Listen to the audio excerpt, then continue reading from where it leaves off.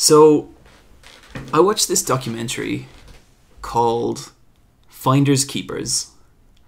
And this is about a guy... You ever see, like, those kind of storage war things where it's, like, people bid on, like, abandoned storage lots? Mm-hmm. There's a This American Life on it, I think. Yeah.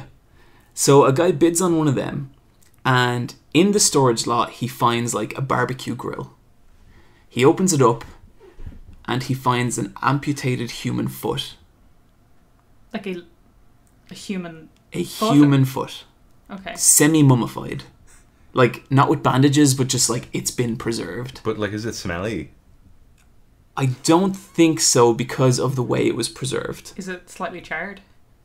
No. It's not crispy. No, it's not crispy. No one tried to eat the foot.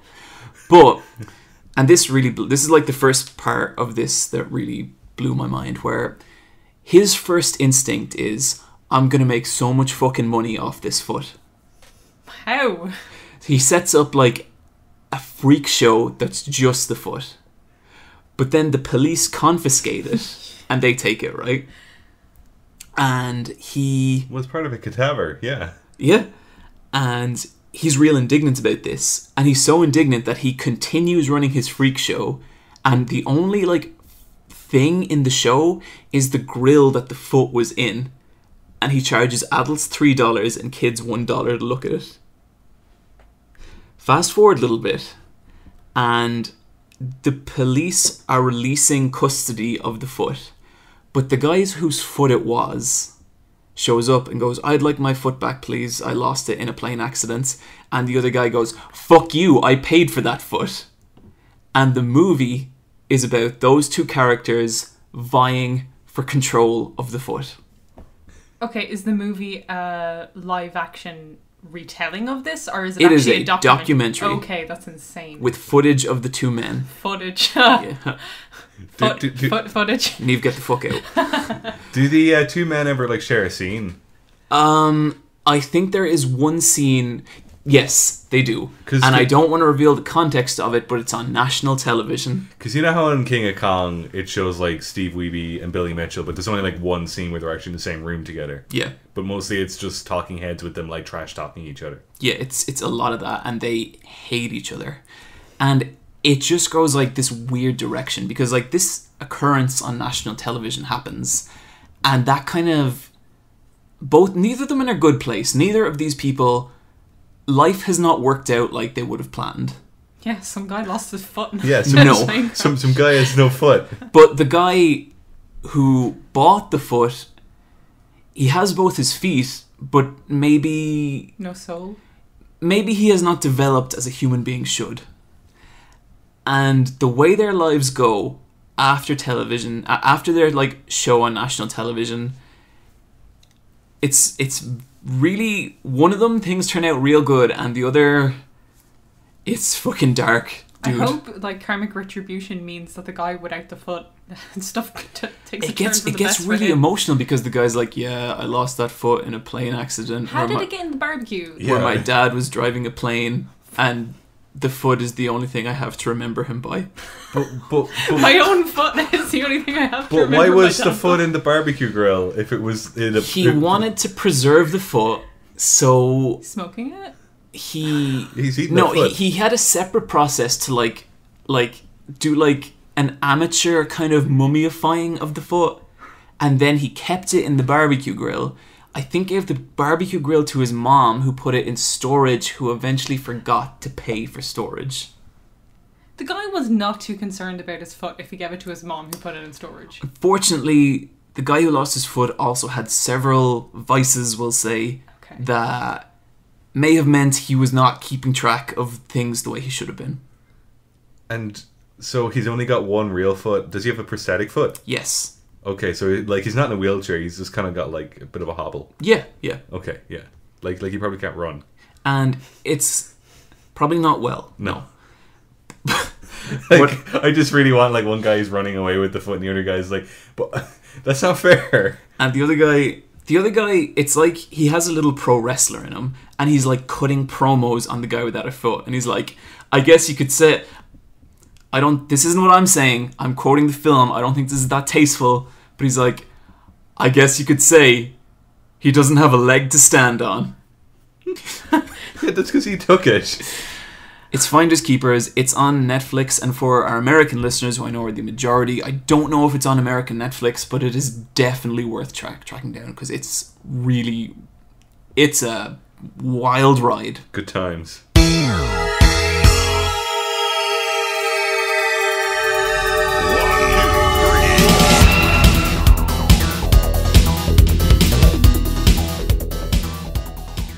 Welcome to the Let's Fight a Boss cast.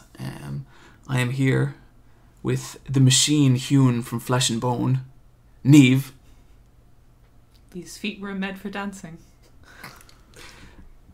And the man who not even death can stop, the Grey Phoenix, Bryan. That's right. They'll never make a film about me. And with you always, I'm your host, John. Niamh, please tell me about the terrific world of Love Live Sunshine. This is a hard segue. I'm hard on anime. I'm hard on a lot of anime. You're so hard. It's fucking ridiculous. Very, very dismissive. Very occasionally, Niamh will just come out with the phrase, "They never surpassed Evangelion." Despite having watched maybe 4 anime since Evangelion came out. I have watched a lot of anime Dragon Ball this year. Z, Bleach, Love Live Sunshine. That's all I got. This is part of the big tree. Love Live Sunshine is a really good idol anime. I think that's a very well constructed sentence. Yeah, it is. Like, okay, if you want singing and idols saving their school through the power of song, then Love Live Sunshine is for you. If you're not down for singing and cute girls solving problems through their friendship and singing, don't watch the show. Like, there's nothing there for you. That is all it is. I watched the first episode of it. How do you feel? That seems like a good idol anime, and I've watched no idol anime, so I don't know what's good or bad in that genre. It is really high production values. Oh my god, like the animation on it's beautiful. There's like episode 7, I think. It's the Yuri episode, so you get a girl in a white dress running towards another girl in the rain while crying. They put all the budget into that episode. She's crying, it's a close-up, and there's individual strands of hair like just catching the light, and she finally meets her friend and she slaps her across the face. It's like it's really dramatic shit, and it's like it's good. That sounds cool. You watched the same. You were in the room when I watched. Yeah, I liked it. I thought it was good. I watched the first episode, and I was not dismissive of it. I thought it was good. Mm-hmm. I think had I a little more free time on my plate, that might be something I'd pursue. It's a good calm time. Interesting. Yeah, the only idol anime I ever watch always ends up being like super fucking weird. Like it's halfway through the episode and they're like, and it's just an idol anime, and then they're like, oh shit, here come the aliens, and like mechs come out of the ground, and that's the anime. Yeah, this is just very much... It's like one of those weird worlds where that anime exists in, where there doesn't seem to be any adults or boys. That always weirds me out. It's so weird. Yeah. Because like there's someone flying them to Tokyo, and they're staying in these places while performing, and they have like managers or whatever.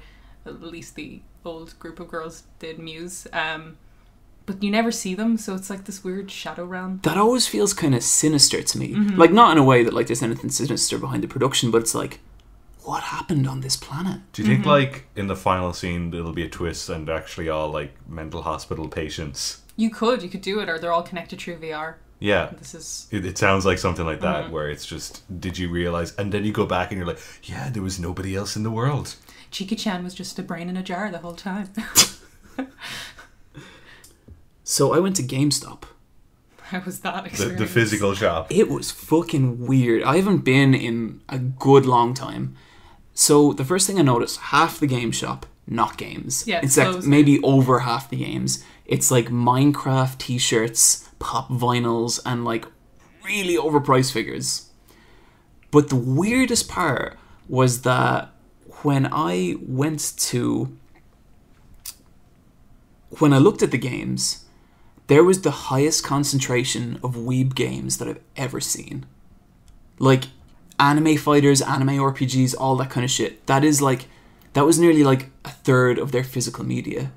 Why the hell do you think that's the kind of people who are buying like physical games now. They do collector's editions, a lot of the bullshit anime Yeah. things. So, like, if you want, like, Galgun physical edition, you can get it in GameStop. That's crazy.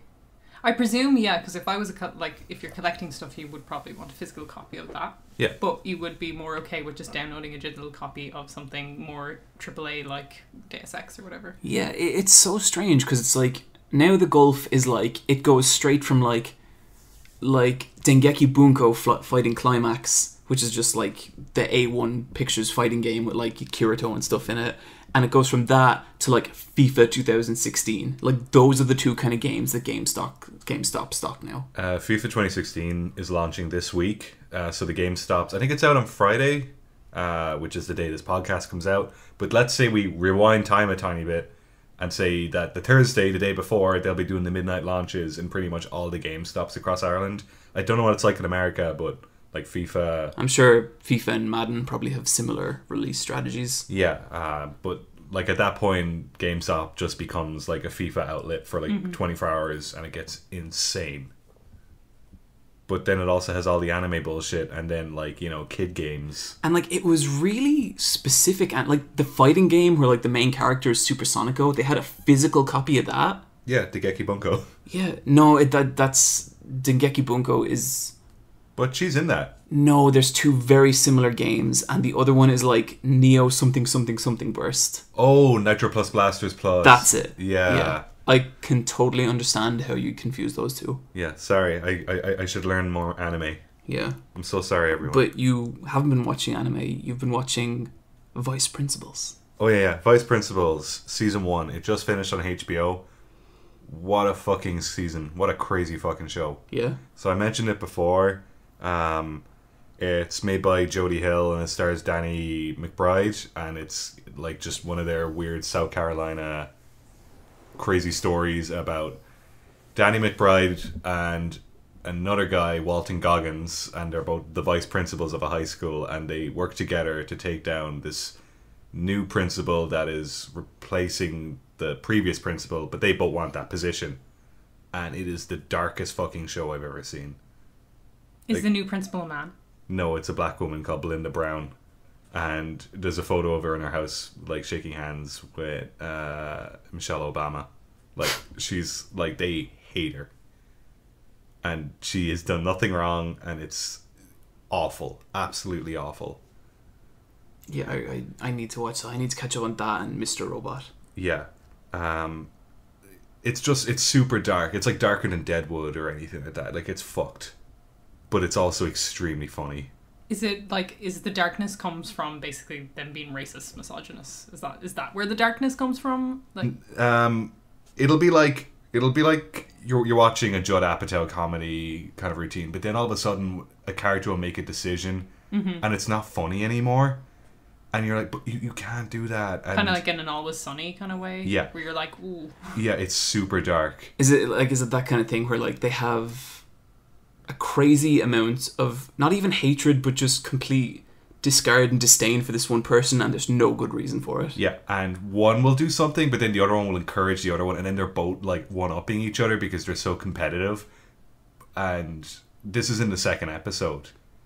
There's some weird like CGI in the middle of the season because they go on an acid trip and it looks genuinely fantastic. It goes into Dragon Ball Z for a bit. Wow. What else did I say about it? There's just some really weird, funny stuff where the two vice principals become way too involved in each other's lives, and they keep going out into the woods to like have secret meetings, but like people notice that they're going out to the woods together. People are like, what's going on there?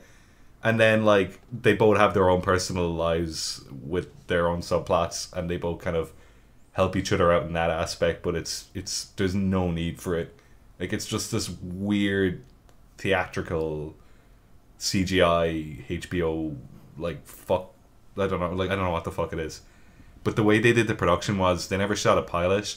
They pitched the whole thing as a feature, and then HBO were like, "How about you just make it like a 9-episode series?" So they did that, and they just made the whole series as one production. So like the first episode to the last episode, there wasn't any gap. and it's super tight because of that. It's like it's really well written, and there's a season 2 and they've already finished filming it and it's just being edited. So is this like a good... That's... When TV does that, like Netflix with Daredevil, Yeah. it's kind of... It's not episode by episode. There isn't a high or low in each episode to kind of keep you going on to the next one. It's continuing the story. I find that sometimes brilliant because you're getting this mass block of story, Yeah. but also if you only have the time to watch one episode, you're like, where was the payoff nearly? Does it suffer from that? Or? No, they're all individual episodes. Yeah. Like each episode has like a gag that's memorable to that Okay, episode. cool. It doesn't feel like you're watching something and every 2.5 episodes there's a payoff. It like for this there's like it's a serviceable comedy as well. That's good. That really annoys me about the Netflix original stuff is that pacing problem. Yeah, I definitely get that. I hate when you watch an episode of something and it's like, I can't tell you what just happened there. I'm rewatching Breaking Bad just because I haven't seen it since it aired. And I'm just doing stuff in it it's something that's comfortable to watch because I've seen it before. But it's weird watching it one arc to the other because I used to watch it week to week, and so something would happen and then you'd have like a whole week to digest it.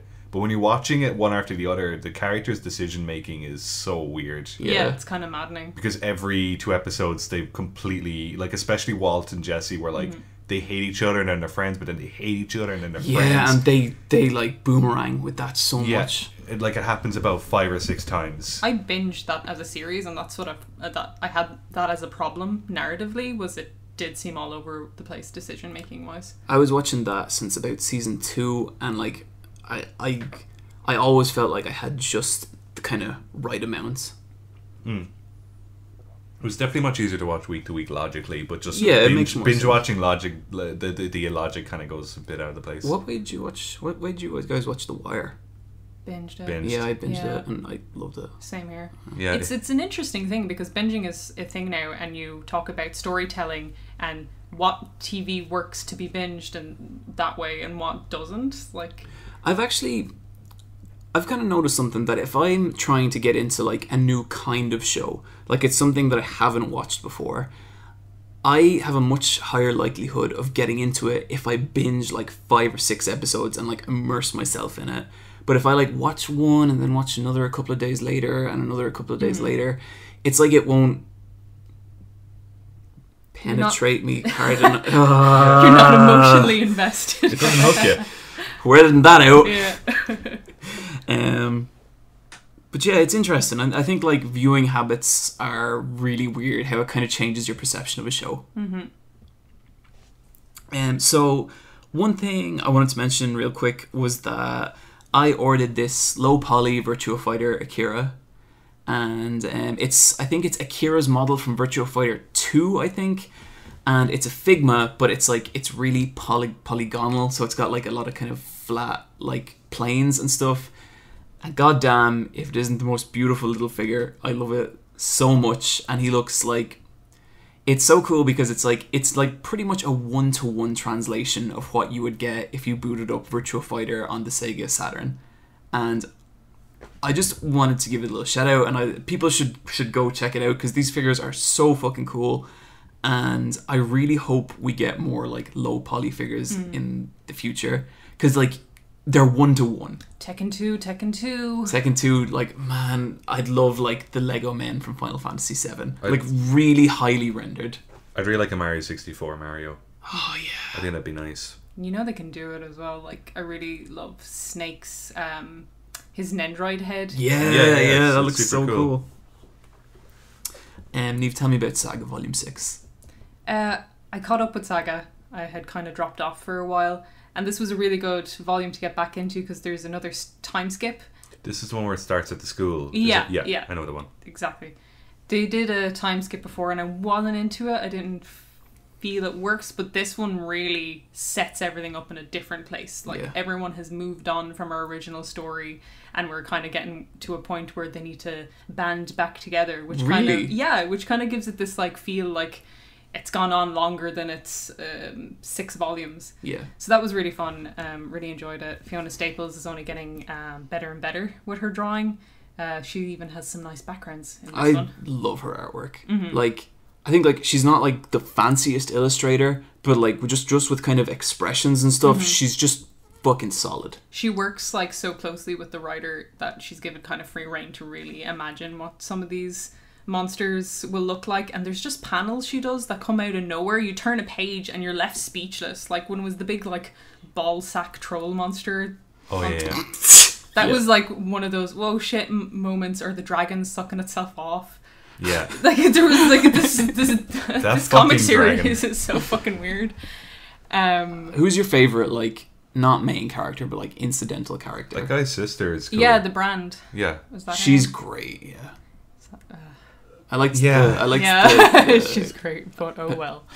I liked the creepy blue Batwoman. Mm-hmm. She makes a return as well. So. Yes! And of course Lion Cat, the best fictional character of all. Like, we can agree on that, right? Like, the best fictional character of all time. People like that little walrus guy in the Fisherman. Yeah, Gus. He's fucking brilliant. Gus is in this one a lot as well. It's a real, like, you get everyone you like in Volume 6, and it kind of just brings it to Orange is the New Black kind of place for a little bit. Okay, losing me.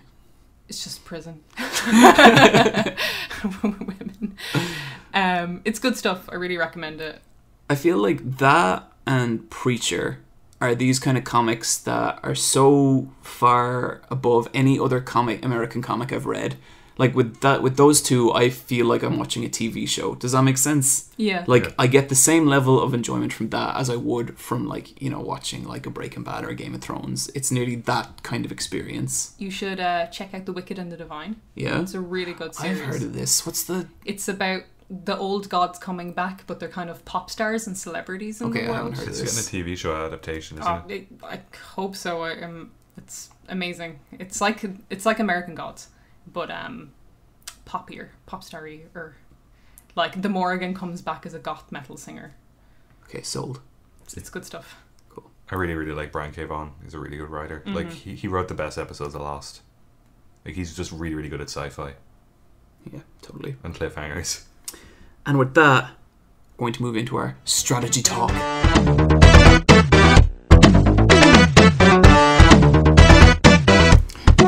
Niamh, I have been dying to hear about your re-entry into the world of Destiny. Strategy Talk is our gaming portion of the podcast, by the way, in case you're new here. In which case, also, we're a bi-weekly gaming podcast. Monthly, god damn it, bi-monthly. Yeah, bi-monthly. Yeah. Bi-monthly. Do not expect us bi-weekly. That would be terrible quality. In other words, every fortnight. Yeah. So, after being free from the cold fingers of Destiny, You ever notice whenever we talk about Destiny, it sounds so dramatic? it's It's a very important game. it's like a bad addiction. Rise of Iron came out, and I pre-ordered it the day before its release because I was like, well, I'm gonna get it because I'm terrible. And you get some pre-order items. You get a Iron Galahorn, which is, if people know the Galahorn in Destiny, it's a very prized heavy rocket launcher.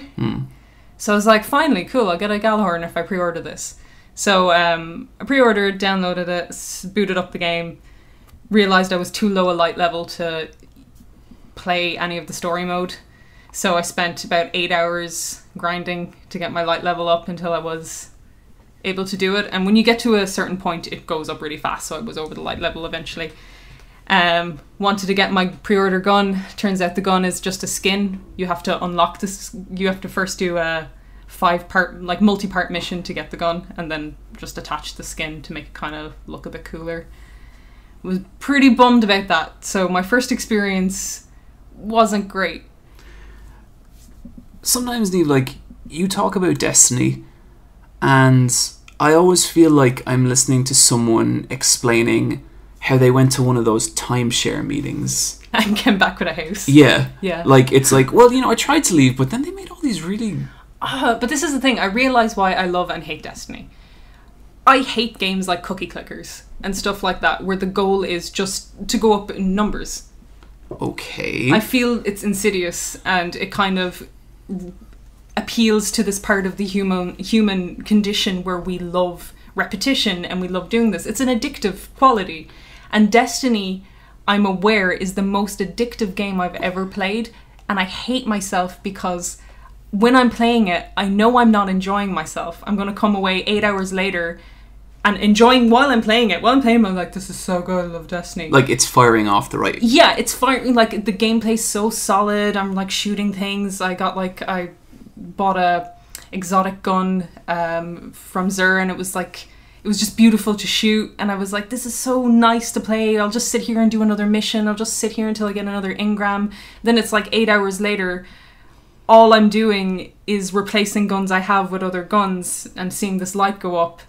And it's what I actually hate about some video games, is this kind of addictive quality. Because, like, when you said about the cookie clicker thing, like, I got nothing against cookie clickers, but to me, from everything I've heard from you and from other sources, Destiny sounds like the most perfectly designed cookie clicker imaginable. It's like they've designed this so people can't stop playing it, and you have to. Part of me is like I mean, yeah, it works. I love the location. I love the gameplay. I'm happy to be here. But then the other part of me is like, this is what I realized. Rebecca came in and she sat beside me and she was like, "Oh, I like your gun," and I was like, "Oh, I like it too, but I'm working to replace it." Because that's what you do in the game. You get new things to make your light level go up. So all I was doing for those 8 hours were trying to find engrams to get a better gun with a higher rating, even though I quite liked the gun. So back to Rise of Iron. The campaign is 2 hours long. I finished it after I started it. What? I reached the end boss and I was like, oh, this is cool. It has some like Evangelion stuff. Like there's like a creature hanging from the roof that's armor that's been infused with AI kind of consciousness that's also organic. Like you got some cool premises and stuff, and then that was the last mission. I was like, oh, okay. And the boss was really easy to defeat, and then his second form was just 2 of the last boss with the same attack patterns. Oh, that sucks. Yeah, it sucked. It took 2 hours long. It's €30 to buy this. I was watching some gameplay footage of Destiny, because I've seen very little of Destiny. I know so little about it. And it was a guy running around in third person throwing hammers at robots, and the hammers would explode. Yeah. And that should be cool. I thought it looked fucking lame. But this is the thing, it is cool when you're doing it. Like, that hammer has such a nice sound effect to it, and you feel the weight behind it when you throw it. All the guns have really nice, like, you feel the recoil, everything feels so good, so you want to try it, you want to keep playing it. But it's for no reason, for nothing, there's no narrative rationale, really.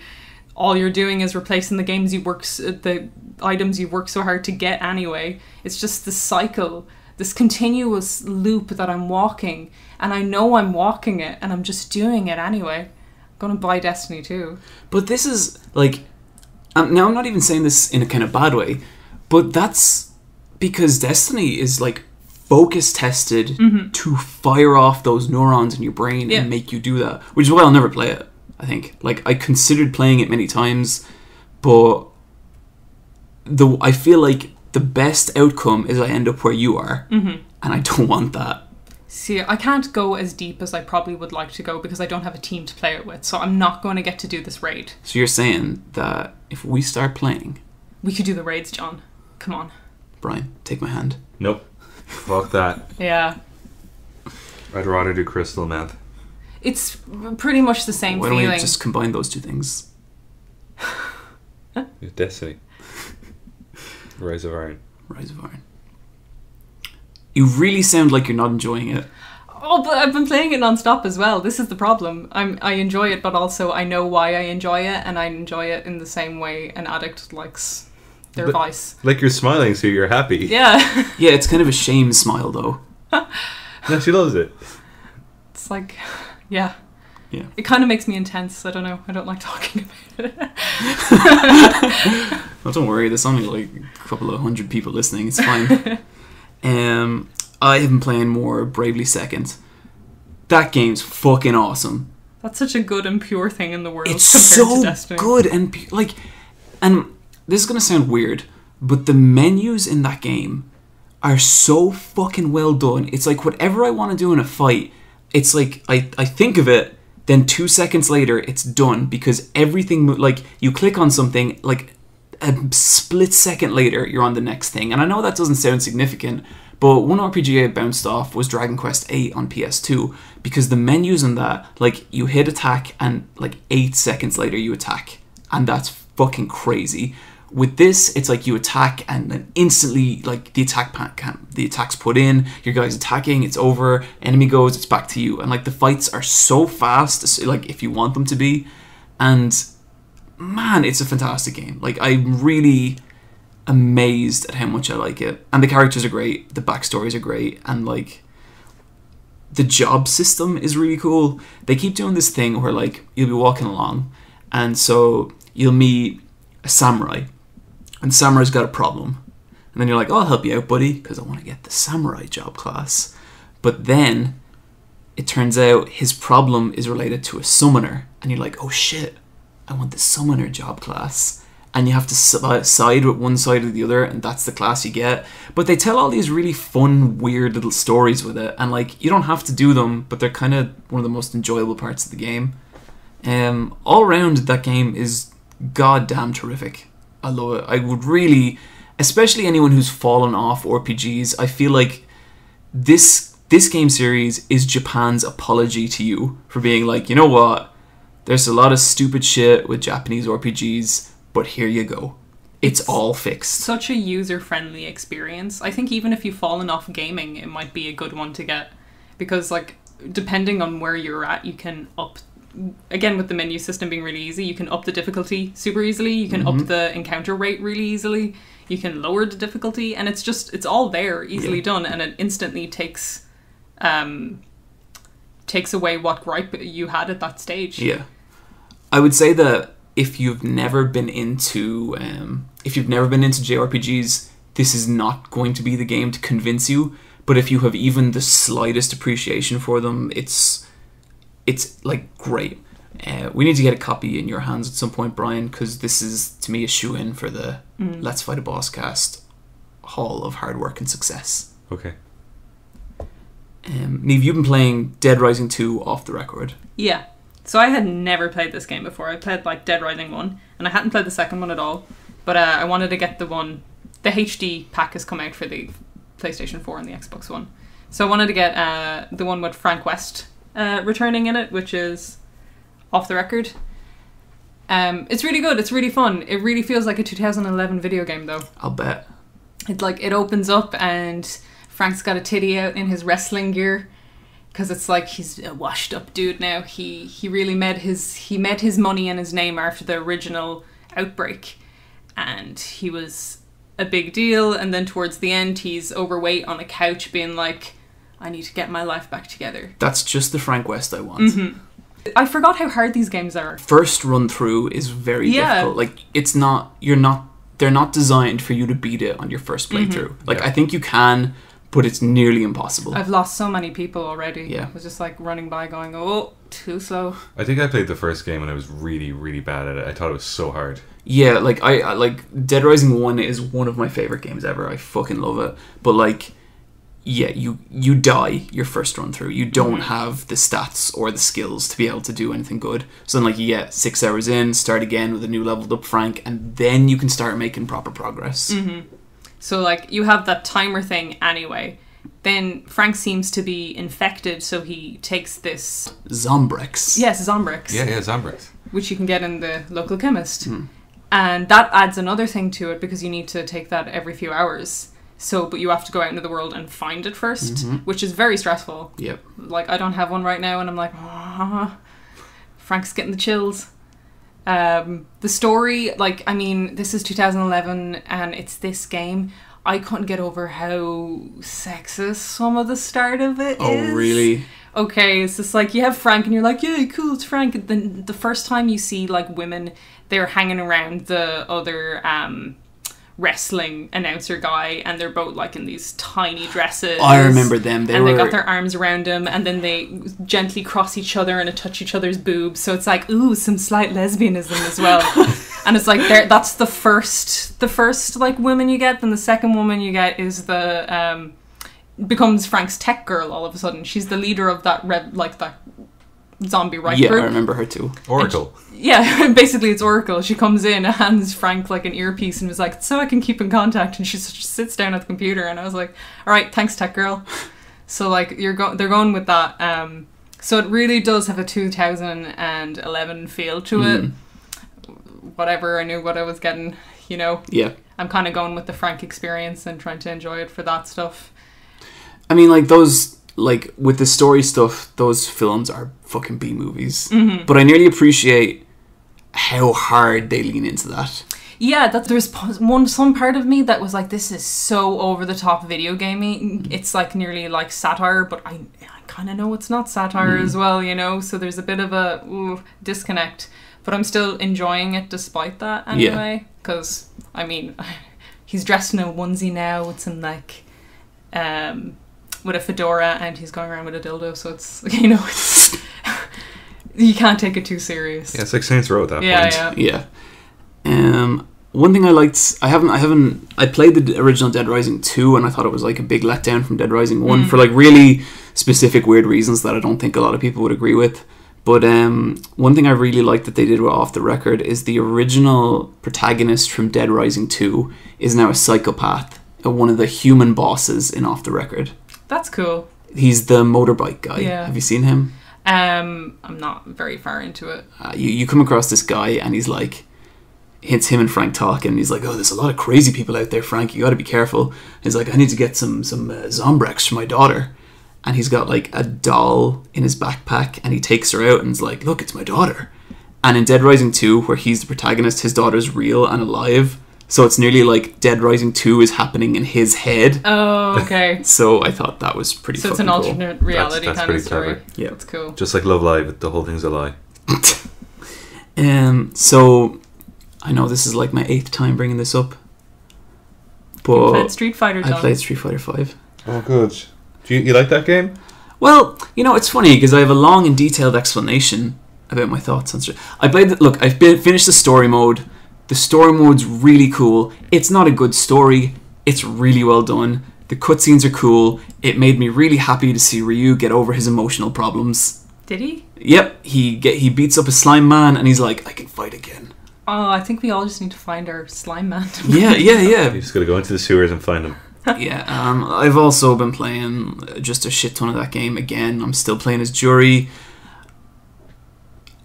I love that game. Who's the new character who takes off all his pants if you do a code? That is Orion, and he is from Street Fighter 3. He's fucking rad. He looks cool. I like his design. He has like a really nice suit, and if you hold, I think it's like, I'll look it up because this isn't it, but it's like high, like strong punch, strong kick, low kick or something. At the start of the match, he like blasts off his clothes in like a blaze of fire, and he just has a tiny white thong on underneath. Dude can wear a thong. He has the body for it. He's perfect. And you can also like get downloadable costumes and then just do that anyway, because fuck it. But it's really cool, and they added like stage transitions. They're awesome. It feels really good beating the shit out of someone and then like kicking them through a window in like the last part of the match. And then the fight continues in that new environment. Yep. I have no idea where I fucking stand with that game in terms of like, because we're kind of coming up to the end of the year, and I'm like taking stock of what I've enjoyed most, and like it's weird because I could totally see that game being in our like most disappointing category, and also ranking one of the highest in terms of like the games I've played this year. It's such a weird one. I think as a like consumer experience, it's not great. Like it's good now, but like its release content is not what people were looking for. Botched, like not even disappointing, like broken and botched. Like they dropped the ball so many times, and yeah, look, that is a conversation we will have in the future. But yeah, I just wanted to call out that there's cool stuff going on in Street Fighter 5, and if you have it, you should try it again because it is a very, very well made game, despite like all the release bullshit. Bryan, you've been a little silent for this strategy talk, but that is because you have been learning all about directing and animation. Yeah, directing and filmmaking. I've really been playing a lot of games. I've been going to a lot of workshops. So I was going to talk about 2 different workshops I went to. The first one was an animation director workshop, and it was one really, really, really interesting talk, and it was on Angry Birds the movie. Now, I don't think any of us have seen it, Maybe some of our listeners have seen it, but I'm genuinely curious about this film all of a sudden. It's got 2 directors, and one of the co-directors is an Irish guy called Fergal O'Reilly. And he's like 20 years older than us, and he would have worked in VFX and in animation, but one of his first jobs was doing the train sequence in Spider-Man 2, where Tobey Maguire is trying to stop the train, and he would have done that, and he did location scouting on set with Sam Raimi and everything. It's one of the best sequences. Yeah, it's really, really cool. I like Spider-Man 2. I thought it was totally fine. So he starts to talk by just telling us like just stories about like, you know, cool directors he's met, and at one point he was working on a project with Sam Raimi that never took off. And it seems like Sam Raimi's kind of similar to Guillermo del Toro, where they have these passion projects, but like the studios will never back it. Like they'll fund it a little bit for pre-production, but then when you actually present it, they go no. And so somehow or another, he ended up directing a video game adaptation of an iPhone game, or a film adaptation of an iPhone game. And he said it was a very strange road, and he just talked about, guess 3D feature film production, and like how it becomes like something very personal and then just becomes what it is on screen. He says that you might have like 100% of ideas that like are really all about you, and about 10% of it is up on screen. That's so fucking weird. Explains so much about why films end up the way they do. Yeah. In fairness, when the property is Angry Birds, it's like you can only do so many ideas with that. So, like, he was talking about anger, and he was talking about like, okay, like he broke it down to its simplest terms because he co-wrote the film as well, and so he was just talking about like different types of anger. And he tried to work them into the different birds. That there's a traditionally angry red bird, and then there's an explosive anger bird that is very calm but then loses his temper, and then another one that seems to switch between like being very, very happy and then all of a sudden just completely different mood. And he seemed to be into Greek poetry and I guess philosophy about kind of like the bare bones of anger, and trying to work that in. I'm really impressed that they actually went that deep with it. Yeah. I'd never ever would have guessed that. Well, he would have, but he says then you bring it to the studio and all that gets like just no angry, just the red one. The red one make him angry, and he just said that he was talking about the music in the film. It has a score by an orchestra, but he said at the same time. He was talking about the focus testing, and they have to have needle drops of chart music in the film because female demographic over 25 won't react to the movie unless there's like a recent song in it. I can't even focus on what you're saying. Yeah. Oh shit, we haven't played the requisite song, and now Niamh's zoned out.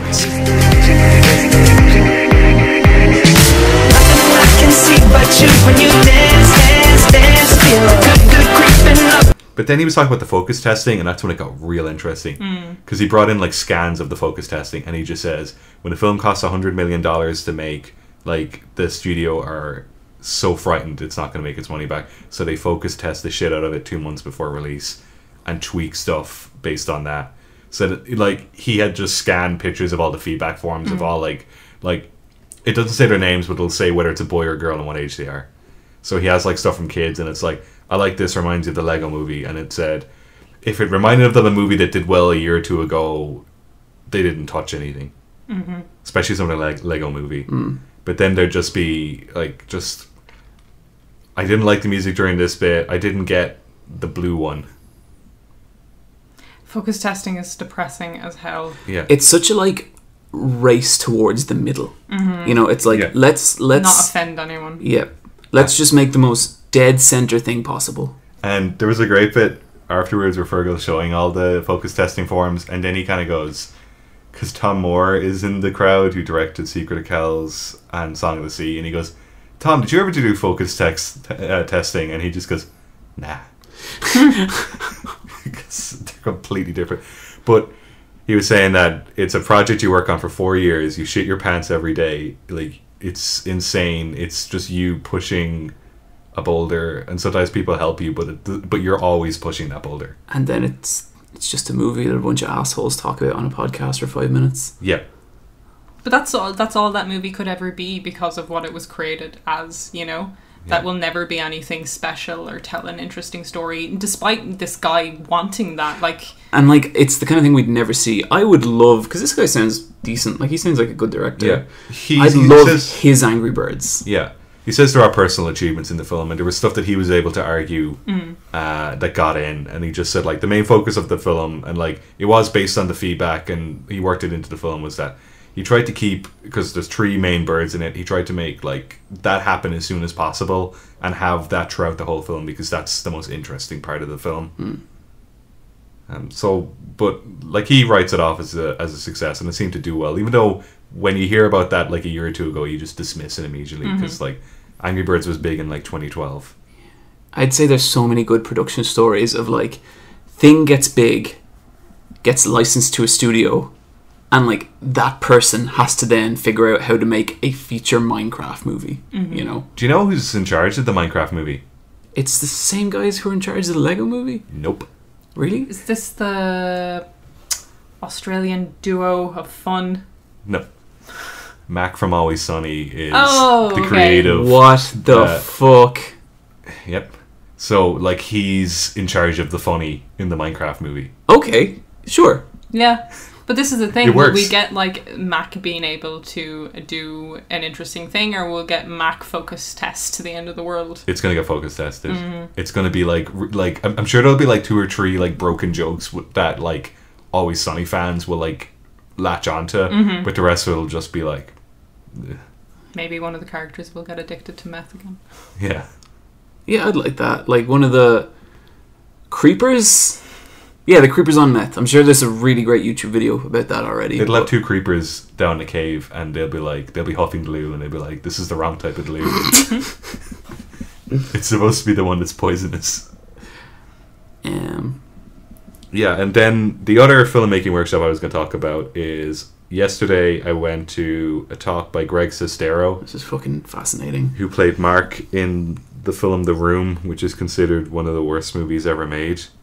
And I assume everyone has seen it at this point, so I won't go on about it. If you haven't seen it, like, it's worth watching with a group of friends. I watched it on my own the first time, and I couldn't really... It's not a fun time on your own. It's just really weird and uncomfortable. Yeah. I think you need friends and a drinking game. Yeah. Yeah. If you've never seen it, just watch the flower shop scene. It's on YouTube. It's like 30 seconds, but that, like, is the film in a can. A rich, vaguely European man got a lot of money and made a film, and it's crazy. Yeah. My favourite part in that film is when the woman didn't want to go through sex scenes with him anymore, so they replayed the first sex scene as the second one. It's so good. It's like... And they're one after the other. Yeah. It's so hilarious. Yeah, so the guy who plays Mark, he has a book called The Disaster Artist, and it's being adapted into a film now by James Franco and his brother Dave and the Seth Rogen crew. That book, by the way, is, like, it's one of my favourite books. Yeah. It just, what a amazing portrait of a crazy, broken human. And just how hard, how hard it is to get into acting in Hollywood, because the movies every year recycle the same 20 actors.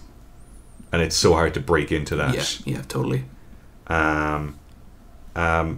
I've never read the book. I've only listened to the audiobook, but I bought the book and I got him to sign it, which was pretty cool. But he is the calmest person I've ever met, because he's just seen it all. He's seen the weirdest shit life has thrown at you, and, like, now he's fine. And he talked about the book, and he just talked about his experiences and, like, owning something that you made as a mistake in the past, and, like, not burying, like, you know, like not locking it away in a vault, but just accepting it. It was weird because the way you spoke about him, he sounds like quite like an intelligent, talented person. Yeah. But when I watch The Room, the first thing I assume is that everyone I'm watching is a moron, which is mean of me. You know, that's bad of me. Yeah. But it just shows, like, one crazy person in the right position on a big project, and it just goes, like, crazy. Like, it goes nuts. Yeah, because Mark is a terrible character in that film, and Greg isn't good at acting in that movie, but he says that he didn't try because Tommy wouldn't expect him to try. I don't think he ever thought it was getting released. No, and he did it as a favour. Like, it wasn't anything. But people on the production, because before the talk he showed a 30-minute documentary of behind the scenes footage. It was insane. Like, it had a full cast and crew, and so people who thought the film was kind of weird didn't really like question it too much, because there was enough gaffers and electricians and stuff like that. If you're like a gaffer in Hollywood, you work on enough weird shit that you just stop questioning things after a while. Yeah, and they did what the director told them to do, because he was also the producer.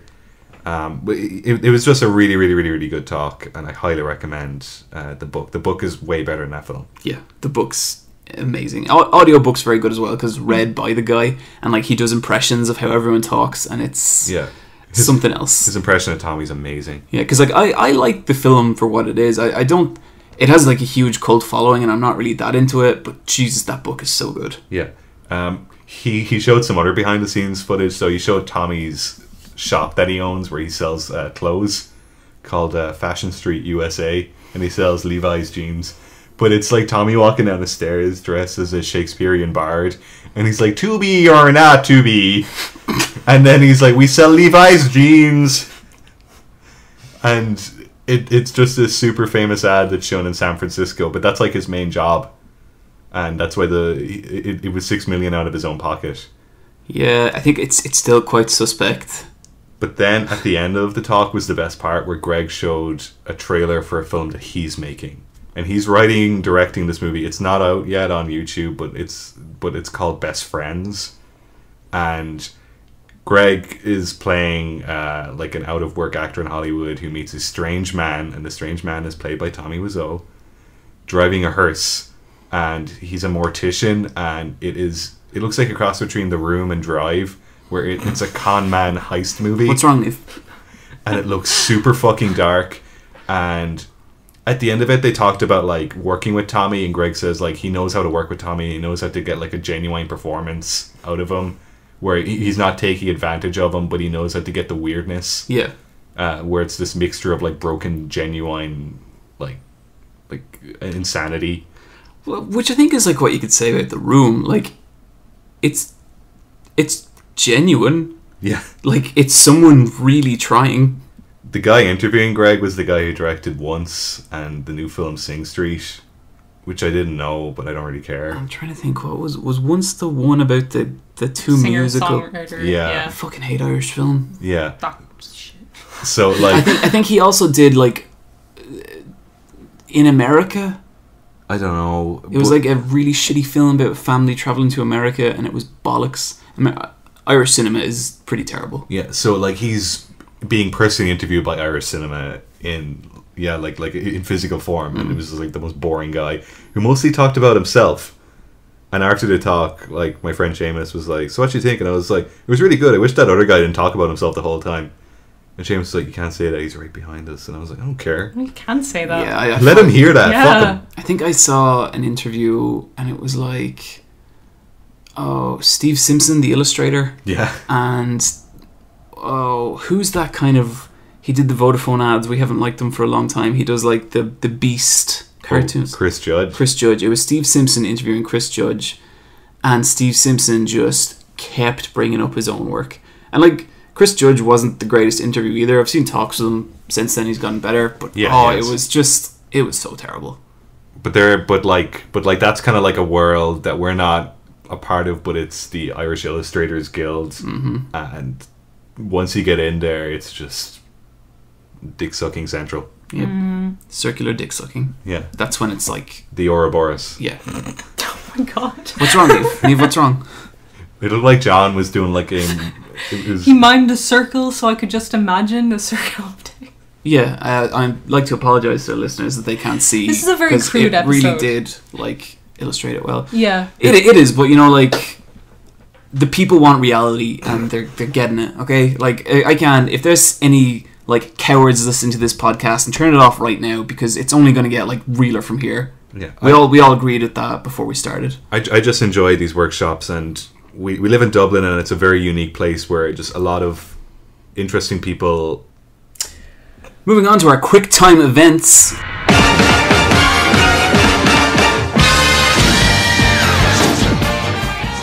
We have Champions of the human race, digital homicide, in the news once again. And so these are the guys that are viewing the YouTube personality, gaming journalist Jim Sterling. And I will say, I'm a big fan of Jim Sterling. That dude can be abrasive as fuck, and he knows it. Mm-hmm. But what they're suing him for is harassment on the grounds that his fans have been harassing them. But that's old news. The new news is that they are suing a group of 100 anonymous Steam users. And that's kind of insane. I feel like there's two sides. So first of all, if this group is actually harassing digital homicide and sending them death threats, that's fucked up and they shouldn't do that. Second of all, digital homicide trying to sue them is insanity. Like, that's crazy. But where it gets weirder is because Valve actually took digital homicide off Steam because they're saying you're being hostile to our customer base, you know? And now they're suing Valve. You gotta sue someone. I feel like, are you ever at a party and like some like asshole does or says something really fucked up, and you see this kind of look of terror in their eyes, and you know they're like a rat in a hole. They either have to like climb all the way out and own it, or just dig way deeper and like burrow in and be like, no, it's true, that race of people is bad, you know? That's what digital homicide are doing on a massive scale, professional level. They're just suing all around them because what choice do they have left? Do you really want to piss off Valve? No, not if you're a PC developer. Like, I think this is the point. They were never, that like digital homicide are never ever going to make a good game. They're never going to make their money from selling a game. They just reuse assets and it's like pieces of garbage. Yeah. Their stuff is like barely above asset flipping. So like this is probably the best bet for them, is to just try and sue loads of people. It's pathetic. It really is. There's actually a really good, well, it's kind of awkward, but there's like a Skype call between Jim Sterling and them where they like just have it all out. And there's this bit where they're like, yeah, keep talking, Jim, we got something coming up, we've got you. And he's like, okay. No, they don't. And then they go, okay, Jim, here it is. And they play a video clip of Jim Sterling being like, I am making zombies in my basement, like as a skit. And they're like, see, you're trying to get people to attack us. And Jim Sterling is just like so aghast. He's like, that's your smoking gun? He's like, what the hell is wrong with you people? And they're just these two American guys, and they do not seem very bright. But yeah, they sound like the guys from Finders Keepers. You know what? If a foot was not involved, but some shitty asset flipping software, then yeah, you have the same story. God, I really, there's stuff I want to say about Finders Keepers, but just, you need to go watch it. There's some really great moments in that. Wildcard Studios releasing an expansion pack of Ark Survival Evolved, which isn't a problem, but Ark Survival Evolved is actually an early access game on Steam. So they're releasing an expansion pack for a game that isn't out yet. Yeah. And a lot of controversy has been kicked up because people are like, why aren't you putting that money into making the game? What do you guys make of this? The expansion pack should be put in the timeline of the current project. Yeah, I think it's kind of a fucked up move. Yeah. I think it just goes to show how like weirdly undefined early access games are, because like Ark's also been in early access for like years. That's real weird. And there's a real weird percentage where it's like 75% of all games that have ever been in early access have never come out of it. Is this just where they stay then? Like, and it's always these scavenging games. Yeah, it started with like Dust, I think. Yeah, it's super fucked up. Wait, Dust or Rust? Rust. Yeah. Yeah, Rust is still in beta. Yeah. That's weird. Despite making millions.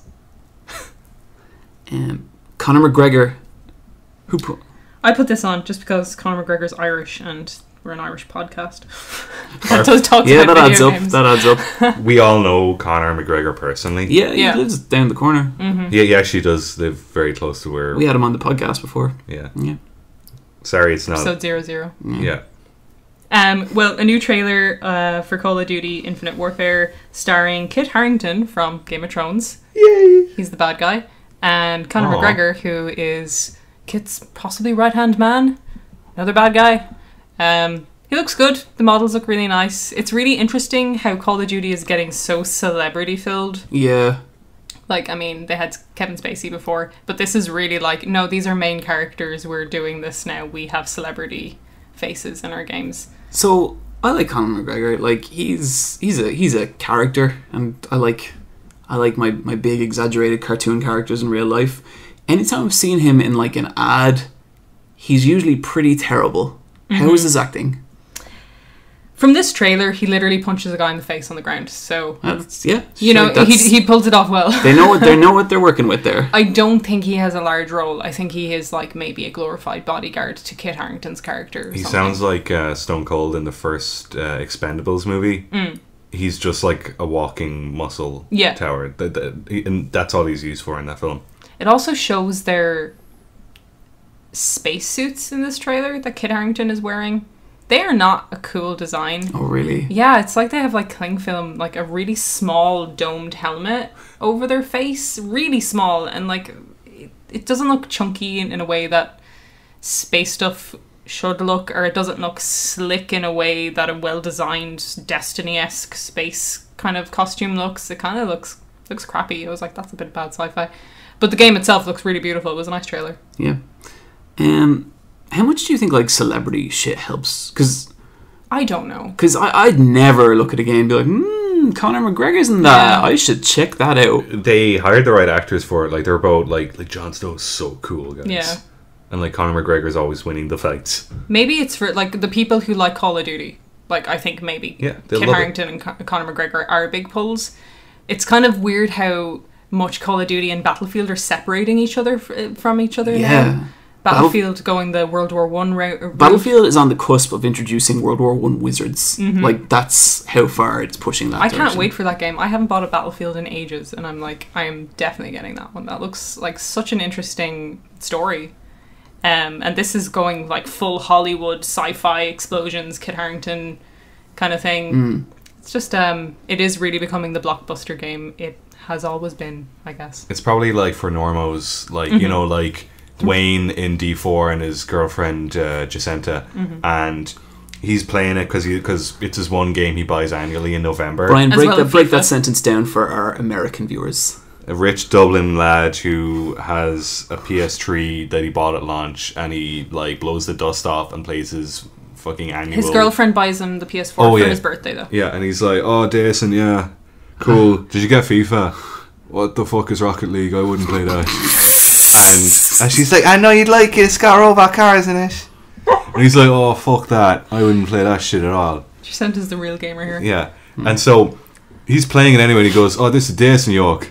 And she goes, "I really To like it." translate, that's a decent yoke. Yeah, and the girlfriend is like, "I really like that they have John in it. Do you know he's the actual king in the Game of Thrones?" And he goes, "Oh yeah, I stopped watching after your one died." And like then Connor shows up and he goes, "Is that your man Connor? Do you know I saw him outside the club 2 weeks ago?" And I said, "Hey Connor," and he told me to fuck off. He's a good he's a good cracker, right? Great gas, yeah. Yeah, he's I love him. He's my friend. So that's who likes it, I guess. Yeah. Yeah. It is for that demographic, normos. People who don't like Galgun, real people. Galgun was there as well. Galgun had I held a physical box of Galgun and was like, no fucking way. For anyone who doesn't know, that Fucking fuck.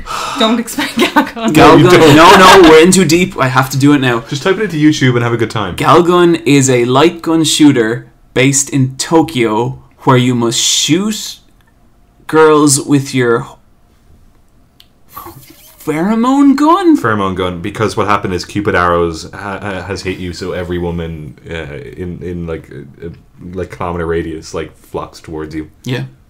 Yeah, let's like I like how there's only two type of people, like Call of Duty fans or Galgun fans. There's nothing in between. That's the post-apocalypse that we live in, you know. Yeah.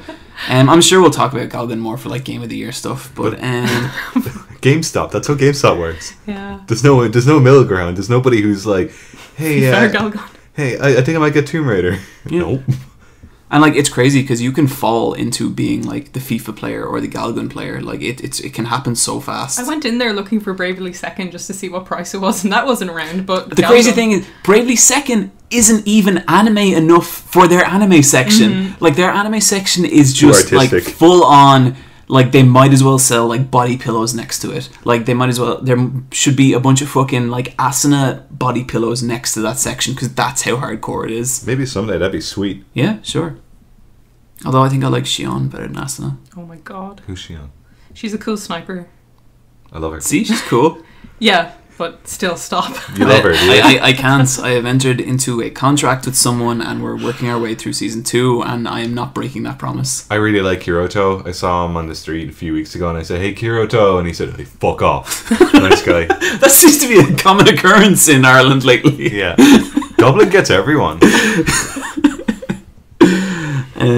Bryan, was it you who wrote the Resident Evil 7 one here? No. That was me. Niamh loves Resident Evil. Yeah. So there was a new trailer. Trailer. Resident Evil. There's a new trailer at the Tokyo Game Show, and it shows. Did either of you guys watch this? Yes. I've just seen the pictures of the fucking like. That family. Yeah, it's like we kind of see who the bad guys are. My hopes were like, ooh, crazy cult, but it seems more like Rob Zombie-esque It's more like family. Have you guys seen that one scene from the Texas Chainsaw Massacre? Like it's that exact scene. Yeah. Yeah, it is the dinner scene. It's 4 people of like an extended weird family sitting around with you in first person or your player character, watching them as the father saws off a young guy's arm and tries to force feed you because you're not being a polite guest eating the slop. It's disappointing, to be honest. Like it is a very, as I said, Rob Zombie thing. It's not nuanced. So that's the thing about it. Like fine. I don't know anything about Resident Evil 7. I don't even know that this is a part of Resident Evil 7. I don't know if this is like the Twilight demo or whatever the fuck. But so everything I'm saying now is going to be based on the trailer rather than 7 because the information, as far as I know, isn't there.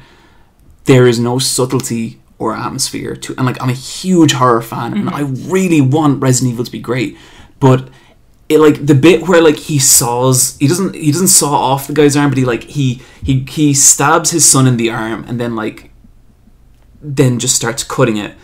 There's no real motivation for it. It's just like they're mad. Yeah, they're crazy, and it's like it's not uncomfortable. It's just like, wow, look at these game designers trying to be extreme. Like you can totally do shit like that, but like, and maybe the pacing of it is just butchered by this trailer. But even like there was like a first person shooting section in it, and it looked fucking janky as shit.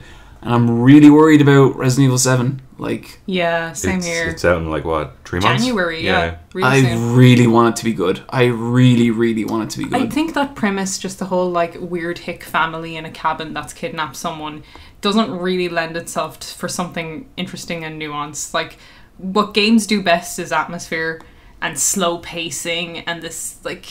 That's what it does best. And this trailer, this story, it really bums me out. I hope against hope that they'll make something interesting out of it. I don't know, like, I feel like that premise, you could do a lot of cool, like The Walking Dead season 1 did some cool stuff with that kind of thing. with the family. But this stuff, it's just like, it's nigh on edgelord material. It's like super tropey. So like when you say The Walking Dead, that was interesting because it was one thing that happened in one chapter. Yeah, and it was like this super quiet chapter as well. Barely anything happened for 50 minutes, and it was actually pretty frustrating to play through. Yeah. But then when you get to the payoff, it's like, oh my fucking god, and it was great. Yeah. This is not that. Another weird thing that I didn't get to do, but they did an update for the demo they released. So it's the Twilight version, as you were saying. Yeah, it is. They've extended where you can travel, like in the demo. There's a few stuff you could find, like a key and like a mannequin's tome and stuff that didn't really have any uses in the demo as it was, so I assume it gives them some use. I haven't played it. I still haven't played it at all. I played the first one, but I've no interest in playing this. Mm-hmm. Yeah. And like, this is 100% a Japanese game. Yeah. Okay, that's It's really so weird, isn't it? Yeah, it has a real, like, developed in America feel to it as well. It doesn't sound like a Japanese game, and like it doesn't sound like that fake Twin Peaks game that's super Japanese. Oh, a Deadly Premonition? Yeah, Yeah. where it's like, here's an outsider looking in. Yeah. It doesn't have that at all. I hope he gets to make another game. I really want that game to be good. Like, it's like the Final Fantasy 15 thing, where like I am going to buy Final Fantasy 15 as long as the reviews aren't disastrous. And it's like, I don't know, like I might as well. I feel like I'm putting my like money into a blender and just randomly hitting. You know, like I have no idea if it's going to be worth it or just what. Hopefully, it'll be good. Sony throws Hello Games under the bus. So we have a category that we do at the end of the year called Biggest Shit Show of the Year, and it's like the biggest PR disaster. And I think some things would have to go very wrong for some very unfortunate people for it not to be Hello Games and the No Man's Sky release. Not saying anything about the quality of the game itself, but the reception, reaction, and how Hello Games have treated it. What a fucking disaster. And it's just gotten worse for them because was it Shuhei Yoshida? Yeah, it was. Yeah, Shuhei Yoshida was the one that was saying. And he was like, those guys need a PR team, which is really weird for a couple of reasons. It wasn't a great PR strategy because he didn't have a PR person helping him, and in the end he is an indie developer. Which is pretty damning. Way to fucking distance yourself from that studio, like... Because the way PS, like Sony, were really pushing that as a AAA Well, game. there's also a quote from a community manager who's since left Sony, and he was like, this was from 2 years ago, and he says, we are putting our full weight behind this game. We are treating it like any other AAA Sony release. So their tune sure has changed. Yeah. I guess as well, Sony's involvement was for the physical copy. They weren't involved with the downloadable version on the PS Store or the PC version. So I guess they have a bit of wiggle room to be like, he said those things, not us. But they didn't refute it, or they didn't say, Sean, you know, you're putting out a game here and I think you might be given some half-truths. Yeah. And it's like, did all they do is like facilitate the like digital release of it? Like, what was Sony's actual involvement in it? It sounds like it was just to facilitate the release and just to be like, we want something E3 on the stage at E3. In that case, it's really weird to push it like they did and not make sure that like your man had some PR help. But yeah, I'm sure that's another thing that we will definitely be talking a little more about at the end of the year. Because the way Sony handles indie games usually is they're part of a montage at the end of a trade show. Yeah. And it'll just be like a 3-minute montage with like 20 different games, and you've no idea which one's which. Yeah, with a few like close-ups of Kratos thrown in there. Yeah. So I'm going to switch these last two. Firewatch is going to be a film. Okay, so we have gotten a lot of new listeners since we first talked about Firewatch. And so I guess we need to explain that we kind of hate Firewatch. Oh, yeah. Yeah, I don't like that game. So I was trying to think about the best way to put it. I think the way Firewatch tells a story is fucking awesome. I think it's a really cool way to tell a story. Like, really interesting with the walkie-talkie and kind of the exploring and stuff like that. I think that the story Firewatch tells is terrible.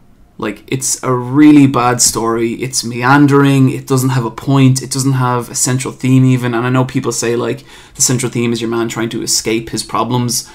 But that's established in the first 2 minutes and then it never goes anywhere. That's bad storytelling to me. Look, you know, I know people disagree. I know that's a really well-regarded game. And, like, I'd love to hear why people like it, if they do like it. But just one by one, we all came to the conclusion that we don't like that game. It's a disappointing game. It really is. And it's getting a film. This is shocking because the best part, I think, of the game for me was Ollie Moss's art design. Yep. The pace you put on it as a gamer going through it, through the forest with your compass. and seeing the beautiful world that's been designed, that was kind of the most positive aspect. And the voiceover by the two actors as Henry and Delilah. Amazing performances. And the dialogue was pretty good. Yeah. But the overall story is the weakest aspect for all three of us. There's some good banter. Yeah. But that's as far as you could say. If you try and, like, I looked up some of who this... Do you think it'll actually come out? No, never. Not in a million years. I think it will. It's like it's from Good Universe. So this is Joseph Drake, who set up Good Universe, a TV company. Film company, and he was in a partnership with Seth Rogen where they made 50-50. This is the end. So they've kind of they've done a lot of partnerships where they have delivered on films. Another partnership was with Sam Raimi with their Ghost House Pictures. And they're what's the blind horror film that's going around? Don't Breathe. Yeah. Like, again, had their hand in some of this stuff. So these guys are actively getting shit made, which is interesting. Because I thought this was like something that was just going to die in the water. But they want a relationship with this film game studio Camposanto to go on in the future. So when they make a game, they're going to make a film to go along with it. And Firewatch is the first one. I just can't see it ever happening. Ever. I think this is going to be vaporware. Mm-hmm. I'm sure we'll see the trailer for this film before we watch the Last of Us movie. Do you remember when they were going to do that? Also, the fucking Assassin's Creed movie is out in like a month. That's a bit different though. Like Assassin's Creed is like multi-billion-dollar franchise. But these are guys who like think of themselves as artists who want to create this artist community around making these like collaborative film efforts, getting stuff made. Even with all that, I just cannot see it happening. But John, it's a beautiful game. A live action version of this just turns into a Manic Pixie Dream Girl film. Like, you may as well cast Zach Braff in it. It might. Now we're talking. Yeah. Now we're talking. Zach Braffing it up. Seth Rogen as Henry. That's exactly good. Yeah. Give me some weed. Yeah. And our final story, and we might just make this our final form.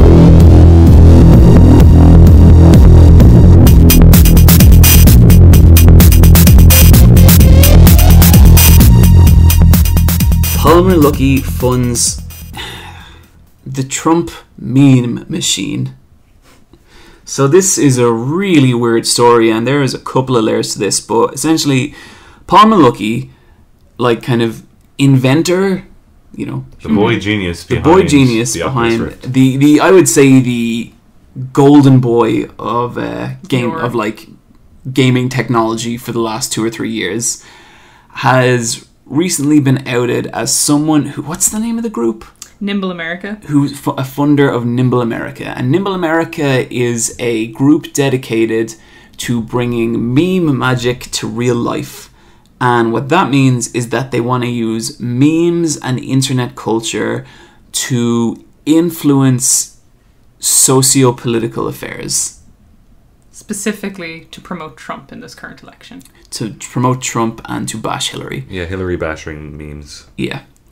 And this has gotten weird for a couple of reasons. Because for starters, Palmer was keeping this pretty quiet. Mm-hmm. And like, in one way, it's like, okay, look, if he wants to fund a pro-Trump group, it's his money. Like, whether you agree with him or not, it's his money. He can do whatever the fuck he wants with it. But this isn't like just a pro-Trump group. This group has some pretty nasty ties to like kind of like white nationalism and even like neo-Nazi stuff. And it's a really bad scene. The group on the front page featured a story about Mexican rapists at the borders. Like, this is racism 101 kind of stuff. Yeah. So he made the Oculus Rift. This is the next step towards a better future. Yeah. And the guy he's 24 years old as well. Yeah, he's 24. Like I can remember when I was 24. But yeah, this guy's pro-Trump, but he's a malicious pro-Trump, supported by the sounds of it. Yeah. It'd be different if he was openly funding different campaigns, but he's funding the bad ones. Yeah. And what's kind of interesting is that like the backlash against him since this, like I thought this was going to be kind of this was going to be a bad week for Palmer Luckey, but no, like there's game developers like pulling their support for the Oculus Rift, and it. The guys that made Fez, Phil Fish, what's his thing, Polytron, his VR game is not coming out on the Oculus anymore. Same with Soundstage. Yeah. This is to go on top of the Oculus having a really bad pre-order issues as well, which made a lot of people flock to the Vive, and now with the Sony PS. Even just in the headlines and stuff, I hear so much more about the PSVR and Vive than I do the Oculus, and that's without this. But it's bad. Like for Palmer Luckey actually released a statement on this, and I think today or yesterday, and it was that this kind of group, the thing he was interested about the group was that they were using like internet culture to try and influence politics, and he was like, he's since kind of pulled back from them because he doesn't like the way it's going, and he himself says, I'm voting libertarian, but it's still a really bad look on his part. And like what this really makes me think about is like just that line between like creation and creator. Like at what point do you start being like, man, the dude who wrote Ender's Game is like a fucking homophobic piece of shit. Yeah. But that's a great book, but that guy's a fucking dirtbag. Yeah. And it's always a weird one to try and walk, I think. Michael Jackson. Yeah, he did nothing wrong. that was not Woody a Allen. serious comment. Woody Allen married his problem. But yeah, I don't know anything about Michael Jackson. That was yeah, it was so yeah, and like especially like I was listening to Giant Bomb talk about it today, and like they seem to think that's it. Like Palmer Luckey's done. Like he's not. It's game over for him. It won't have. It's not game over, is it? In terms of being the face of Oculus Rift and that company, like, and this is the kind of thing that like companies want to distance themselves from, like a million miles. Especially tech companies. Yeah. They really, really don't like. Yeah, like I mean, we're talking about like tech and video games are going through this like growing pains with talking more about like female characters and characters of other races and stuff. So then when you get like the golden boy who's 24 years old, who's like, this guy was on the cover of Time magazine. Yeah, who's like funding like racist memes, you're kind of, and like even his name was Nimble Rich Man. It was kind of, yeah, that's the real fucking like fedora 4chan wearing kind of. It's crazy because now people are like going through like his internet receipts. It's what's known as, where they're going through like all the things he's liked on Instagram and all the things he's faved on Twitter, and that his girlfriend is pro-Trump and she goes to a lot of Trump rallies. And his girlfriend, I think, she had some involvement on the wrong side of Gamergate. Yeah. can imagine. And then he was faving those tweets, but like it's all there because you write in ink on the internet, and people have nothing else to do but like go through all those receipts. And like, just to be clear again, like whether you like you support Trump or don't support Trump, like it's not just a Trump thing. It's like this group and its affiliations, not like, they're pretty fucking bad. Yeah, it's like if he really likes Trump or whatever, donating to his campaign is different than donating to a group that it's no different from anyone else, content. like, you know, donating to a like political party, and like all of them do it. I think it's interesting as well because, like, you know, Oculus obviously is tied to Facebook. Then Facebook is the guy who owns Facebook, Mark Zuckerberg. He's been very vocal in his pro-Hillary. So within the infrastructure of that company, this is a really bad look for Palmer. A lot of Silicon Valley and American tech companies would be liberal. I can't imagine, like, people seeing him at stuff after that. It's gonna be as nice an experience. Yeah. Imagine, like, kind of meeting Palmer Luckey goes from being like, oh, cool, Palmer Luckey, to be like, what's that asshat, Palmer Luckey? Palmer Luckey was approaching, like, Gabe Newell levels of affection. Like, people, like, he's this happy-go-lucky hobbit who doesn't wear shoes, who made virtual reality. Even after his Time cover, which people destroyed him because it was hilarious, he was still kind of like, that's so him. Like, yeah, and like, I really, a sweet innocent kid. I respected him for his reaction to that, because he was like, I don't care. Like, I don't care if people think I look dumb. Like, that was cool. But yeah, it's weird because like his actual intentions are kind of lost in all this. Because I could believe that he was like, oh, I like the internet and stuff. I don't know what this group's about, and just not looked into it. Like, there is a slight possibility that happens, but fuck, dude. Like, but isn't that the exact like definition of privilege, where he's got so much money that he can be the nimble rich man and not really look into what this group does? Like, I think that's a sore point as well, where it's like you could probably do good with that money, but instead you're like, meh. Yeah, but I guess it's different to him being like, yeah, I agree with all this racist bullshit. Yeah. It's just like, he's a 24-year-old guy. He got super rich super fast. I guess I can envision a scenario where that happens. I think I would always research what I was funding, especially if it was political. You would, but I'm not a millionaire. but yeah, it's a weird one. So, as a little extension to that story, I thought one other thing we'd cover is Niamh. What did I do? You've supported some pretty out there political groups, including the PlayStation VR. Oh, I was just like, shit, what have I done? That's right, I know it. Niamh, you pre-ordered VR, and I thought it might just be fun to talk about that. I don't know. I was just like, fuck it, I'll do it. It's out on the 13th. It's either that or Mafia 3. Yeah, like you have to get one of those. That's how it goes. I'm just like, you know, the way your experience with VR didn't sell you? Mm-hmm. It kind of made me be like, this is where the weirdest games are going to happen. This is going to be where the weird walking sim experiments are going to happen. Did you see like VR Chernobyl walkthrough is going to happen? Like, this is like, it's an interesting point in gaming technology where we get a consumer-based VR headset that you can just walk into a shop and buy. So I'm like really excited for that. So I just kind of took the plunge and pre-ordered. I don't know if I'll get it on October 13th, because a lot of pre-orders sold out really quickly on Amazon, but I got it through Smiths because they're always good for that stuff. Surprisingly Yeah. solid. Yeah, they are. Smith's a good distributor. Mm-hmm. Ken Black, my main man. Mm-hmm. So I feel kind of like null on PlayStation VR, because it's like, we tried it at like a comic convention, and I'm super uncomfortable around large groups of people, and so even when I had the headset on, I couldn't switch my brain off of people being like, there's people all around you. Same here. In my head I was like, shoot cool, Niamh, shoot cool. But I haven't a goddamn clue where I stand. Like, I definitely haven't sold, but I'm curious to use yours. Mm-hmm. But yeah, It's like I'm going to buy all my software with it physically so I can bring it to people, because I think that's how you get people into this, is people putting on the headset in that environment.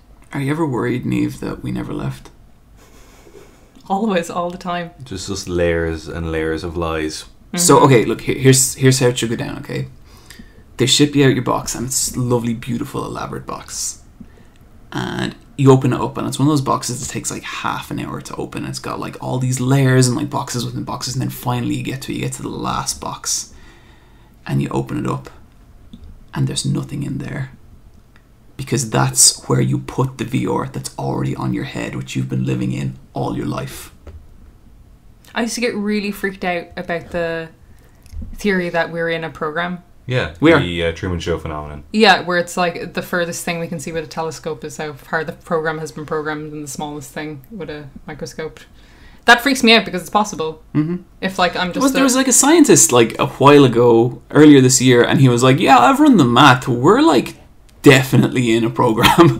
And like everyone was just like, okay, But the thing is, even if we were, it wouldn't mean anything because this is our reality now anyway. yeah, that's how I kind of feel about it. It's like, yeah, maybe, I don't know. So like we've all accepted it. Mm-hmm.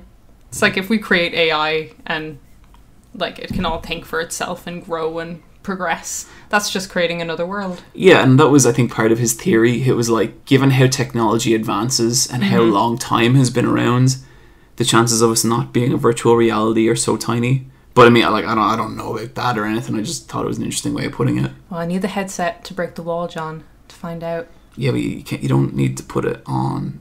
You need to take it off. There's no video footage of like 150 years ago. Just saying. Just saying. Like, They didn't even have VR headsets back then. no, but they didn't have like any way to like document stuff. No. Like no books, no paintings. Like there's nothing. Mm-mm. It's not real. No. Dinosaurs, they're just ghosts. Well, no, dinosaurs are... Actually, you know, let's not go there. They're actually dragons. The ones that had wings, they're dragons. Like, think about it. Yeah, no, definitely. Just saying, like, dragons and dinosaurs, the same thing. Just on my conspiracy update, I'm not into flat Earth stuff anymore. I've run some tests. It's not scientifically viable. He's into like what I am into now is the big circle. I was going to talk about the cubed Earth, and that's just a flat Earth times fucking 6. I know. Yeah, I've cracked it. It's great. I'm just going to extend my open challenge to Neil deGrasse Tyson. Once again, you're a fucking phony. I'm going to debate you on this podcast, and I'm going to ruin you. We'll see you next week, Neil. Okay, and with that, we're going to move into our loot drop. This is where we defeat the boss, and there's a treasure chest, and we open it up, and we are going to share the gifts with you, dear listener. Our very precious listener. So, I've been doing some looking into Silent Hill recently, and there was actually a very recent video on a prototype game of Silent Hill. I think it's called Silent Hill Broken Covenant, and it is by the guys who did Silent Hill Shattered Memories, which is a crazy underrated game. That game's fucking excellent, and like, it's not by Team Silent, but it's still really, really good. And this is like a prototype version from them. I thought it looked like kind of terrible, like, but it's still fascinating to see what could have been. You are going to be a priest in this game who blessed the Silent Hill monsters to release them from their torture. It's a really cool little 8-minute video, so I'm going to drop it. Bryan, what do you got? I recommend, again, The Disaster Artist by Greg Sestero, especially the audiobook. Something really, really nice to listen to while you work. I'm also going to recommend a YouTube channel by this guy called Joseph Anderson, who's been doing videos for almost a year, and he does hour-long gaming critiques on the Soulsborne series and on Uncharted and a few other kind of like PS4 titles in between, I guess. He only has 15k subscribers, which that was not a lot for the quality that he puts out. He definitely deserves more than that. Yeah, so I think everyone should just like watch one or two of his videos and please subscribe to him. I think he's really, really good. He's another guy that you just put on stuff while you watch. But I really, really liked his Uncharted 4 critique, because he is very, very critical, but he is a nice guy and he enjoys Uncharted. He just enjoys critiquing stuff, and he says like it's all constructive, even though he is deconstructing. I really don't like the idea that people think you don't like something just because you're being critical. It means like it means you like something a lot. I'm not even at the point where like I'm willing to argue that anymore. Like, you're a fucking baby if that's how you think. It's like, yeah. He's made an hour-long video on Uncharted. He probably likes Uncharted. Like, that's the thing, yeah. Like, but like people are like, you can't say such mean things. He's like, he's not being mean. He loves this game. Like he keeps saying like, I really love Uncharted 4. It's my favorite Uncharted 4. But here's a list of things that are wrong with it. And he like tries to treat the film or tries to treat the game like a film, which is fair because the game tries to be a film so much. It tries to be so cinematic. But he talks about all the glaring plot holes in it and the weird character motivation moments. And like a lot of my favorite stuff, like the problems with it become like something I kind of love about it. Like Deadly Premonition is like the most classical example of that. If you fixed every problem with Deadly Premonition, that would be a different game. Yeah. So his channel is fantastic. I recommend it. Yeah, he should have more subs. Definitely. Yeah. Cool guy. Niamh. So my loot drop is the case of the Golden Eagle. So a really rich philanthropist, he's Canadian man called Ron Shore, commissioned an £18 gold eagle to be made. The gold eagle was encrusted with diamonds, white carat gold for its top of its head, and beneath its feet is the precious 400-year-old emerald from a sunken Spanish treasure trip. Niamh, what the fuck is going on? Aye. I'm telling you about this man who commissioned this giant golden eagle statue. Yeah. So he made this statue. This is real, by the way. And it's worth about 6 million. And the guy's idea with the statue is to promote his treasure book. So he's made a great treasure book where you have to answer 20 questions at the end of each chapter, and you can possibly uncover this gold eagle. This reason he's done it is because his sister-in-law died of cancer. So instead of donating the money to cancer, he wants to try and make more money through the search for the gold eagle he's created, which is now probably one of the 5th largest gold sculptures. It's about 30 centimeters high. It's crazy. It's a modern day treasure. And it's hidden somewhere on planet Earth. That was the plan, and that people would buy this book from his website. So it's just used to get this book sold. And you would figure out where this eagle is, and some other smaller prizes like silver eagles. Okay. But the guy's golden eagle was stolen when he was transporting it to his car after a concert. Ocean's 14. The guy is inspired hugely by stuff called like Survivor, National Treasure, Pirates of the Caribbean, and that's what he says the questions at the end of each chapter are based on, that and kind of general knowledge. You also have to go to some of the sponsor websites to find out some of the other clues. So it's all about making money. So suddenly this eagle gets stolen because he was like, why didn't have a security team? This thing is worth 6 million. And it got stolen in the night on the street. And now out there in the world is this gold eagle statue. Sorry, there was a lot to handle there. What was the original purpose of this golden eagle? The man made the golden eagle because he said it was to honour his sister-in-law's death. She died of breast cancer. So he wanted to fund breast cancer research by making a treasure game where people bought his puzzle book, and at the end of the book there was questions that they would have to figure out the answer, which unlocked a map which led them to the golden eagle, which he commissioned to be made. It has a 400-year-old precious emerald in its base. And he didn't think of just selling that? No. Like, he's a narcissist. Anyway, my loot drop is a video of this man talking about the gold eagle statue and how you can either buy it for a couple of million or you can win it. And it's really interesting. But not anymore, because it's stolen. Yeah, because it's stolen. They neglect to say that on the website now. I think it was an insurance fraud thing. Like, he was just like, shit, like, I'm not going to make this money back from this crazy eagle project. I'm going to fake it being stolen. Because why was there no security? So the video is just him talking about this amazing gold statue of an eagle, and it's just rotating, but it's like these really cheap firework effects.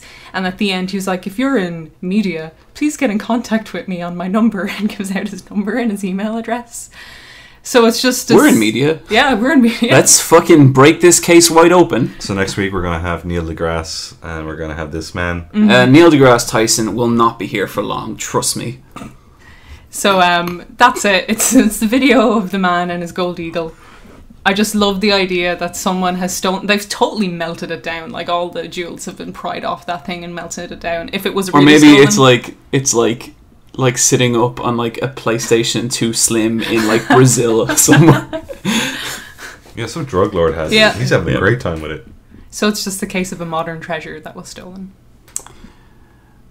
And with that, the way I see it, the only appropriate way to close out the podcast now is with a dramatic reading of the Kingdom Hearts story explanation provided by listener Rebecca.